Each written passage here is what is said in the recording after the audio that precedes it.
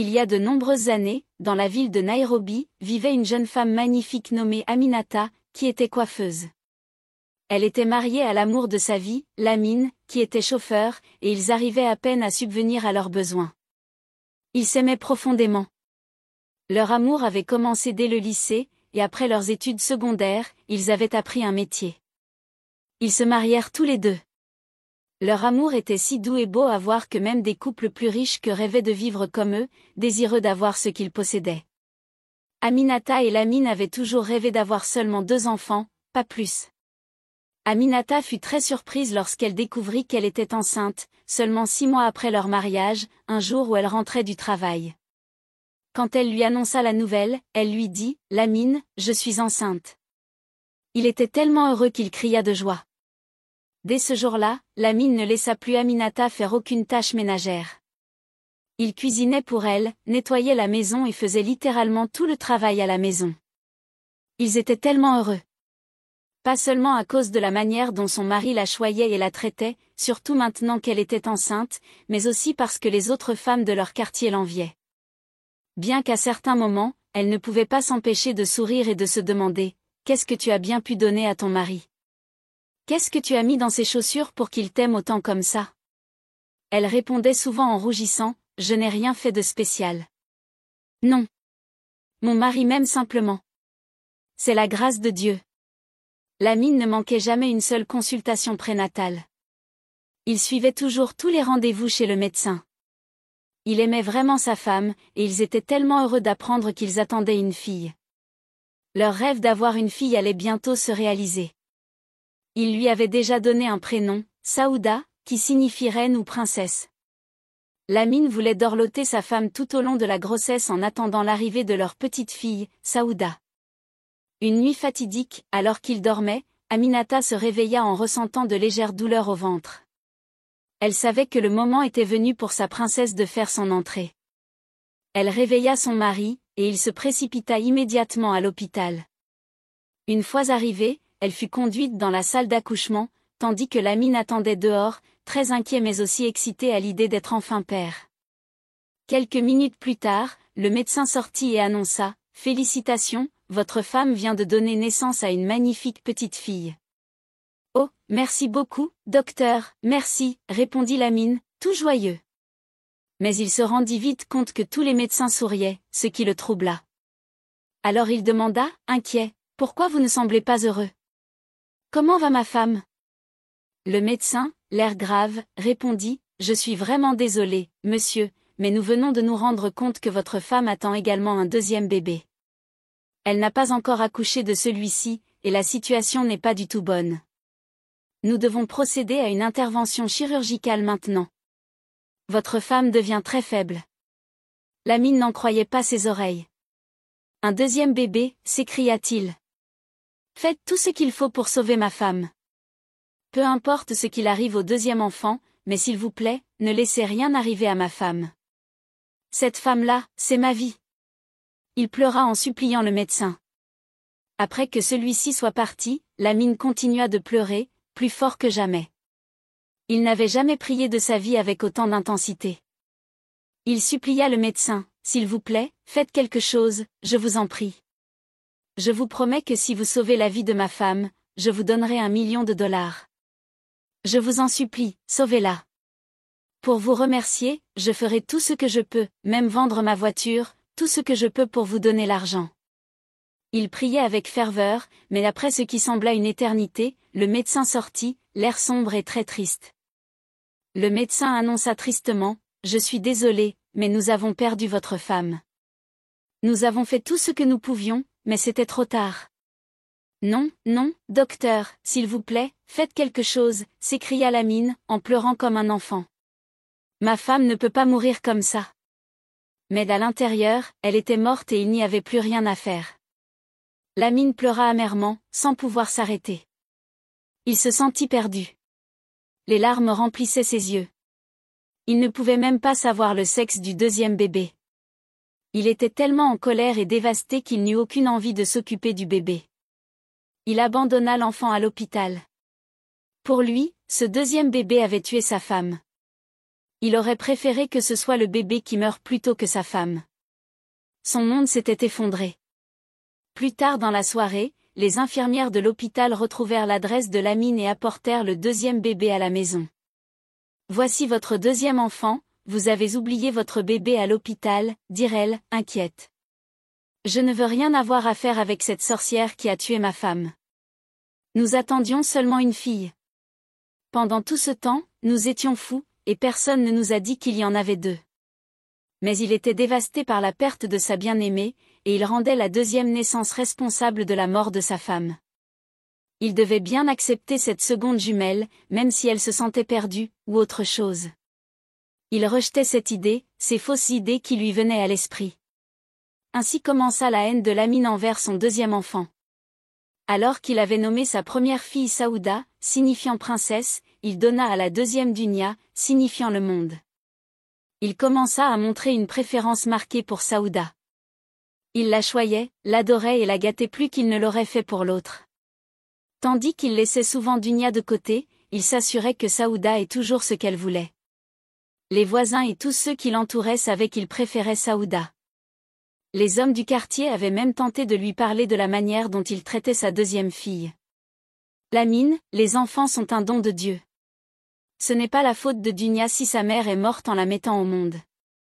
Elle n'a rien à voir avec la mort de sa mère. Tu dois arrêter de la traiter comme une citoyenne de seconde classe dans ta propre maison, lui disait-il. Mais Lamine répondait, les larmes aux yeux, si c'est la faute de quelqu'un, c'est moi. Et je la traiterai comme je veux. Tu aurais dû mourir à la place de ma femme.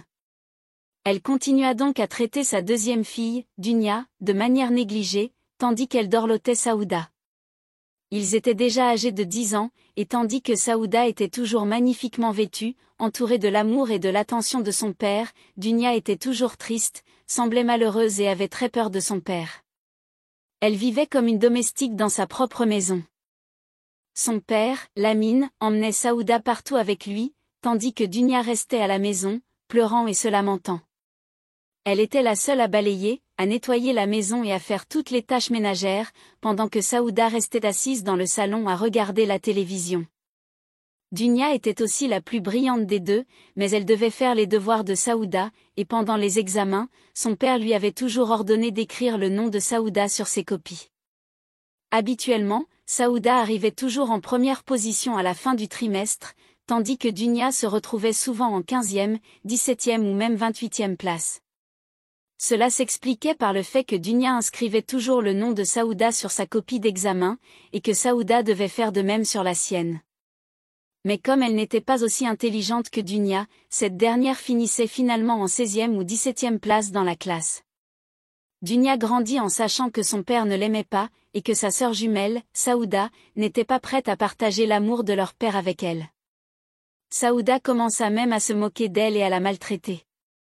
Dunya s'habituait à ses abus, la nourriture devenant le seul réconfort qui lui apportait un peu de consolation. Chaque fois qu'elle prenait une assiette de nourriture pour manger, Dunya était tellement heureuse. Et avant qu'on ne s'en rende compte, elle commença à prendre du poids très rapidement. Quelques années plus tard, Saouda et Dunya avaient toutes deux terminé leurs études secondaires et étaient prêtes à aller à l'université, mais seule Saouda eut la chance de postuler à l'université. Comme il savait que Saouda n'était pas très intelligente, son père avait dû soudoyer quelques personnes pour qu'elle lui accorde une place à l'université, mais il refusa à Dunya. Le refus d'aller à l'université brisa Dunya, elle pleura et pleura. Elle supplia même son père, mais ce dernier persista dans son refus. Ainsi, tandis que Saouda allait à l'université, Dunya devait rester à la maison, à ne rien faire d'autre que nettoyer et cuisiner pour son père, comme une domestique. Dunya, de son côté, était triste, et elle continua de manger encore plus, car la nourriture était la seule chose qui lui apportait un peu de consolation. Son père l'insultait souvent et la maltraitait à la moindre provocation, lui disant « Regarde-toi. Regarde comme tu es grosse et laide. J'aurais préféré que ce soit toi qui sois morte à la place de ta mère. » Et ainsi, Dunya continua à endurer les abus et les insultes que lui infligeaient son père et sa sœur au fil des ans. Pendant 4 années, cette situation ne changea pas. Plus tard, Saouda avait terminé ses études universitaires. Bien qu'elle ait obtenu un diplôme de 3e classe, après toutes les manipulations et les pots de vin que son père avait organisés, il était très heureux de voir sa fille diplômée. 3 mois après sa graduation, de beaux et jeunes hommes commencèrent à défiler dans leur maison pour demander la main de Saouda en mariage. C'était comme si Dunya n'existait plus. Elle restait là, triste et silencieuse, regardant son père sortir pour offrir des boissons aux invités. Son père l'appelait pour qu'elle apporte des boissons et divertisse leurs invités, disant « Dunya, viens, viens, viens, puisque tu ne sers à rien, au moins viens servir les invités de ta sœur. » Lamine disait cela, et Dunya arrivait, couverte de honte, pour servir les invités de Saouda. Les prétendants de Saouda la regardaient souvent avec choc et dégoût. Quelques mois plus tard, Saouda finit par choisir l'un des hommes pour se marier. Elle se maria avec son bien-aimé, et ils organisèrent une grande cérémonie. C'était un événement très somptueux, mais Dunya ne fut pas autorisée à y assister, car sa sœur, Saouda, disait qu'elle rendrait les invités mal à l'aise et gênés. Dunya était dévastée. Elle pleura silencieusement, comme d'habitude, en cherchant un peu de réconfort. Quelques mois après le mariage, Saouda découvrit qu'elle était enceinte. Elle et son mari étaient ravis et partagèrent la bonne nouvelle. Son père, Lamine, était également très heureux, mais comme d'habitude, il insulta sa fille, Dunya. « Regarde ta vie. Tu es trop paresseuse. C'est une farce continue. Tandis que ta sœur avance dans la vie, construit une maison et maintenant elle attend un bébé. Tu crois qu'on va te marier? Regarde-toi. » Dunya pleura encore plus fort, comme toujours. Quelques mois plus tard, Saouda donna naissance à un enfant et demanda à son père d'envoyer sa sœur, Dunya, pour venir vivre avec elle. Alors, elle appela son père un jour et dit « Papa, je suis stressée par le fait de m'occuper d'un nouveau bébé. Ce n'est vraiment pas facile, papa.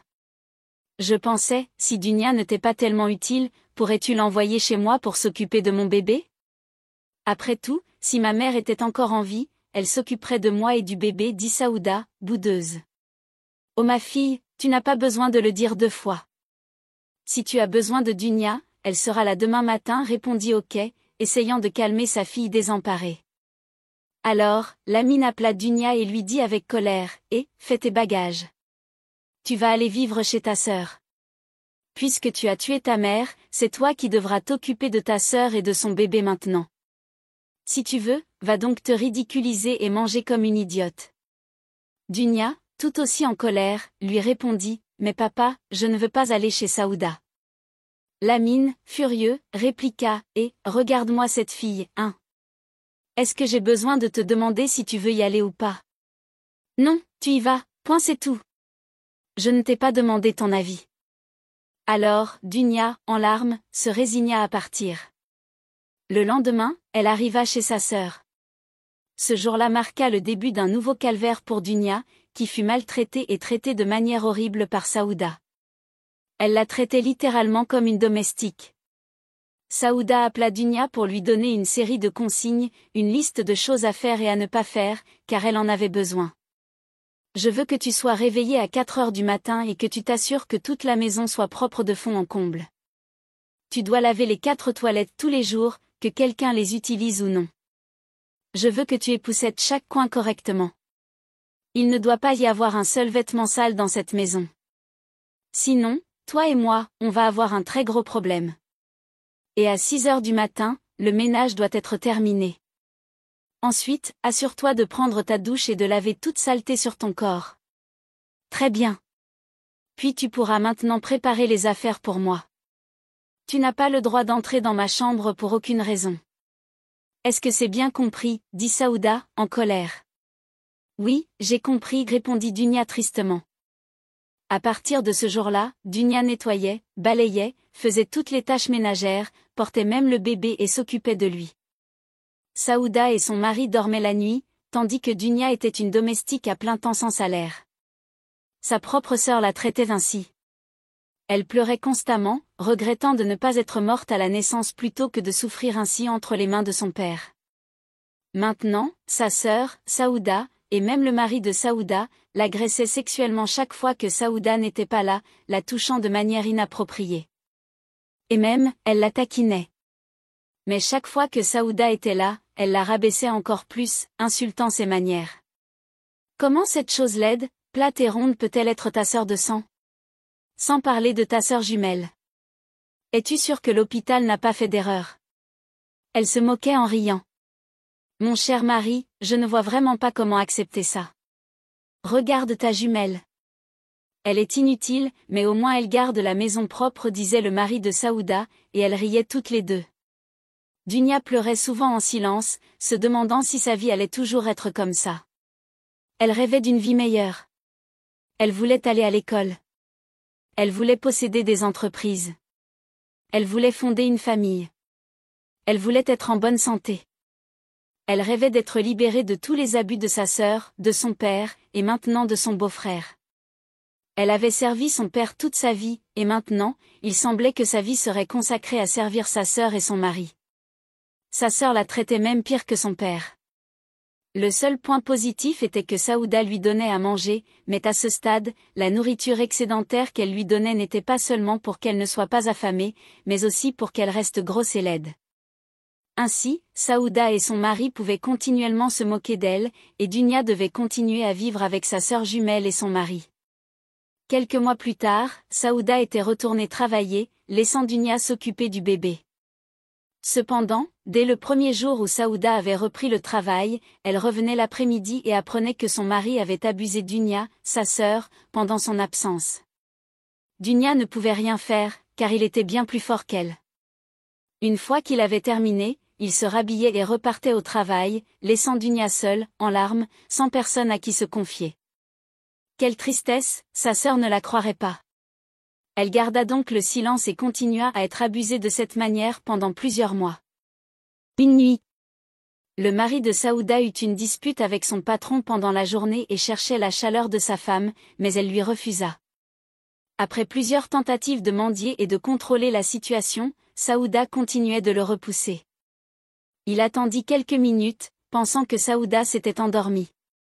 Il décida alors de s'infiltrer dans la chambre de Dunia pour tenter de la violer, comme d'habitude. Cependant, cette fois-ci, Dunia rassembla toutes ses forces et cria de toutes ses forces. Elle savait que c'était la seule occasion qu'elle avait de faire savoir à Saouda que son mari l'abusait. Elle pensa que si Saouda les surprenait en flagrant délit, alors elle pourrait enfin croire qu'il l'avait abusée pendant plusieurs mois. Elle cria de toutes ses forces, et comme elle l'avait anticipé, sa sœur se réveilla. Saouda se leva précipitamment et alla découvrir ce qui causait le vacarme. Elle entra dans la chambre de Dunia et trouva son mari là. « Que se passe-t-il ici » cria Saouda, choquée. « Ce n'est pas ta maison ? Cette chose laide essaie de me séduire. Non, je suis étonnée de ce qu'elle pense, que je vais quitter ma belle femme pour elle. Qu'est-ce qui ne va pas chez toi, dit-elle en regardant Dunia avec dégoût. Ce n'est pas vrai, Saouda, répondit Dunia, désespérée. Ton mari m'a forcée à plusieurs reprises pendant des mois. Il rentrait chaque après-midi pour obtenir ce qu'il voulait. Comment puis-je avouer cela dans ma propre chambre? Que faisait-il dans ma chambre? C'est lui qui est venu me violer. Comme d'habitude, elle suppliait Saouda de croire en elle. Au lieu de cela, elle se mit à crier sur sa sœur, « Oh, tu veux être ma mère maintenant? Et en plus, tu veux prendre mon mari. Comment penses-tu que mon mari va me quitter? Regarde-moi, je suis une femme accomplie, et lui il essaie de se forcer sur toi. Tu n'es même pas son type. Tu es grosse, tu es laide. Mais j'en ai assez. Tu quittes ma maison ce soir, dit-elle, en colère. Je te dis la vérité, Saouda. S'il te plaît, crois-moi, supplia Dunia. Mais toutes ces suppliques tombèrent dans l'indifférence. C'est mon mari, et toi, tu vas dehors, c'est fini pour toi. Le soir venu, à minuit, Dunia se retrouva seule sur le pas de la porte. Elle pleurait et sanglotait, son sac serré contre elle. Elle n'avait nulle part où aller. Peu après, elle décida de marcher à la recherche d'un endroit où dormir. Alors qu'elle marchait, une belle voiture s'approcha d'elle. Très effrayée, elle s'éloigna. Un homme riche et beau, nommé Michel, descendit de la voiture. « Eh, mademoiselle, pourquoi êtes-vous dehors à cette heure-ci toute seule? Vous savez que ce n'est pas sûr. Mon nom est Michel, et vous? Venez, montez dans la voiture. Laissez-moi vous conduire à votre destination, dit Michel, l'air très préoccupé. Je m'appelle Dunia, je n'ai nulle part où aller. Ma sœur et son mari m'ont jeté dehors, ce soir. Elle était dévastée. Je ne sais pas qui vous êtes, répondit-elle en pleurant. Je vous promets que je ne vous ferai aucun mal ni ne ferai quoi que ce soit d'inapproprié. Regardez, s'il vous plaît, ce n'est pas sûr ici. Laissez-moi vous conduire chez moi. Passez la nuit chez moi, puis si vous voulez partir, vous pourrez aller où vous voulez. Vous voulez de l'argent, dit-il, essayant de la rassurer. Après une hésitation, Dunia monta dans la voiture, tremblante et en larmes. Michel la conduisit chez lui, où elle fut émerveillée par la beauté de sa maison. À leur arrivée, Michel lui ouvrit la porte avec un sourire chaleureux. À sa grande surprise, d'autres femmes, également en surpoids comme elle, l'accueillirent avec une bienveillance inattendue. Michel les présenta comme ses sœurs, Mila et Fatima. Dès qu'elle franchit le seuil, Dunia ressentit une chaleur et une hospitalité qu'elle n'avait jamais connue auparavant. On lui offrit une chambre, des vêtements de rechange, et elle se sentit immédiatement acceptée. Dunia était tellement reconnaissante. Ce soir-là, c'était la première fois en plusieurs années qu'elle dormait paisiblement. Le lendemain, elle raconta toute son histoire aux sœurs de Michel, Mila et Fatima, qui furent profondément désolées pour elle. Michel lui dit alors, « Vous savez, vous ne devez pas retourner chez votre famille. Personne ne mérite d'être maltraité par ses parents et sa sœur. Restez ici jusqu'à ce que vous décidiez de ce que vous voulez faire. » Dunia accepta, touchée par leur gentillesse. Elle se sentit un soulagement immense. Au cours des semaines suivantes, pour la première fois de sa vie, elle comprit ce que signifiait véritablement la fraternité. Mila et Fatima la traitèrent comme une véritable sœur. Elles faisaient du shopping ensemble, s'amusaient énormément, et Dunia se sentait heureuse comme jamais auparavant. Michel observa qu'elle devenait de plus en plus sereine, et lentement, il commença à tomber amoureux d'elle. Cependant, il cacha ses sentiments, tant à elle qu'à ses sœurs. Il décida qu'il ferait tout pour l'aider, une fois qu'elle serait prête, il la laisserait prendre sa propre décision, qu'elle l'aime ou non. Quelques jours plus tard, Michel décida de lui poser une question importante. Il lui demanda, si l'argent n'était pas un problème, que voudrais-tu faire de ta vie? Dunia répondit avec enthousiasme, je voudrais être consultante en affaires, posséder plusieurs entreprises et conseiller d'autres sociétés. Michel fut très impressionné par sa réponse, et cela le fit tomber encore plus amoureux d'elle. Quelques mois plus tard, Michel eut l'idée de l'inscrire dans la même université où ses sœurs étudiaient. Il s'assura qu'elle soit bien préparée pour les examens entrées, avec beaucoup de travail, elle réussit brillamment et fut admise à l'université pour étudier l'administration des affaires. Dunia était ravie. Michel et ses sœurs étaient également très heureux pour elle. Quelques mois plus tard, Dunia commença ses études à l'université avec ses sœurs. Elle se sentait comme une partie de leur famille. Pendant les 4 années suivantes, Michel paya ses frais de scolarité et elle se sentit de plus en plus intégrée à leur cercle.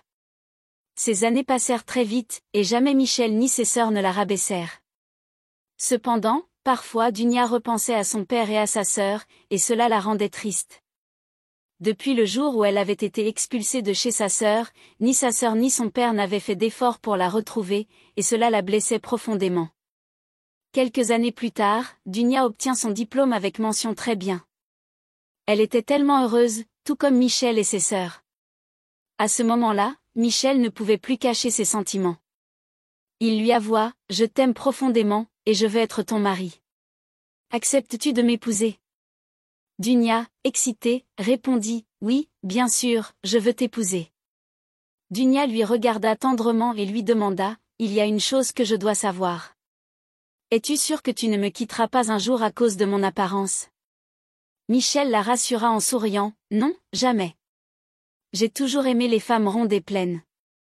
Tu es mon choix, tu es tout ce que je veux. » Michel, souriant, répondit, « Je n'ai jamais rien vu de mieux que toi. Et mes sœurs sont contentes aussi. » Ils étaient tous les deux heureux. Quelques semaines plus tard, ils célébrèrent un grand mariage. Dunia avait désormais une nouvelle famille, Michel l'aimait profondément, et elle avait maintenant plusieurs sœurs qui la chérissaient. Elle était comblée.